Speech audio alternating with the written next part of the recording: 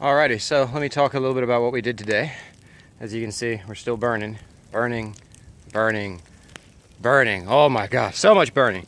Anyway, that's the point of clearing ground, right? So we came through and cleared out or a good chunk of ferns, a good area. As you can see, there's plenty left to do, but, wanted to make a dent on it. And ultimately, the goal here that I'm trying to do, obviously, I don't live out on this land yet. I'm not maintaining a yard. And so I wanted to come down, I wanted to bust down these ferns before they went through their natural life cycle of shriveling up and dying as they do towards wintertime. The plant will naturally then pull all of its nutrients from the plant in an effort to survive, conservate energy for next year. And ultimately what ends up on the ground isn't the most nutrient-rich, best stuff that you can possibly do. So using the billy goat, I just came through and really came and mulched it all down. Chopped it all up. Don't care if I hit every stalk, don't care if it's especially pretty. All I wanted was layers of mulch, and I got it. Covering this grass, starting to enrich it, this sandy, loamy soil that I got, that I'll show you guys. So you've got this white moss that grows on top, and then for the most part, this is my soil right now. Good news is, cherry trees love sandy, loamy soil. And it's not the worst that it could be, but bad news is there's got to be some amendments done to it. So that's what I did all through here, just laid down a nice heavy, thick layer of mulch, chopped up all that moss.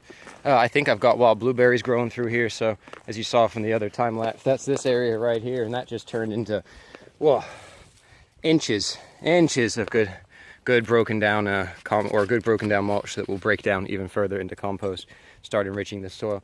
And as you can see, I've got plenty more area that I need to mow. So let me introduce you to Jake. Jake, say hi, everybody. Hello. Jake is 15 years old, and as I said before, he didn't even know what homesteading was before he came out here with me. He's the son of a very good friend of mine. And so he was kind enough to come out here in exchange for dicking around in the go-kart for a little bit. He's been helping me out. Big help getting these tree limbs thrown and burned. And since he's kind of now interested in homesteading, he asked me a question. He goes, Mike, is it cheating if you use modern day electronical stuff for when you're homesteading? I said, well, it depends who you ask. And so I guess this will be my words of wisdom for the day that I try to leave you guys with when I go and run my mouth for a few minutes straight, is no matter how you decide to go about it, whether you're a moron like me, who wanted to buy 40 acres of completely undeveloped land and with his own two hands and a chainsaw start dropping trees and trying to clear land, don't be like me.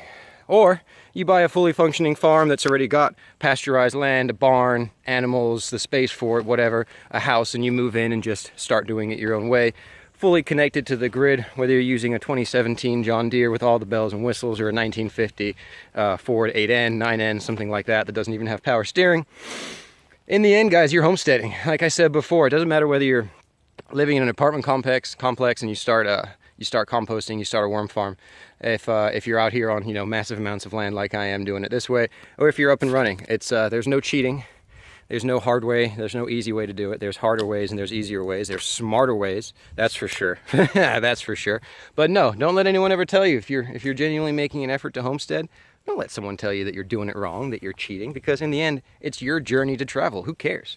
You don't see a guy in a Ferrari yelling at the guy in a Prius for traveling down the road wrong, assuming the Prius is doing the speed limit, which they never do. Guys, you're still heading the same direction. You're getting there the same way. It's all about how you do the ride, whether you want to put the time in and, break your back doing it this way, or if you have the money and the means and the availability to pick up and start the lifestyle from someone else. Hey, there's no wrong way to do it. Just get out there and do it, I think, is the important part. So I will leave you guys with that. We are wrapping up for the day. Like I said, we're not even close. I don't think I did a quarter of the mowing, and we're probably less than halfway through with the burning. But like I said in a previous video, it's a lifetime of work, and when you look at it that way, doesn't matter how much you get done in a single day, because I'll be back out here another time to keep working. The ferns will be here, fire will be here, wood ain't going anywhere. So with that said, I am out of here. Y'all have a great day. Bye.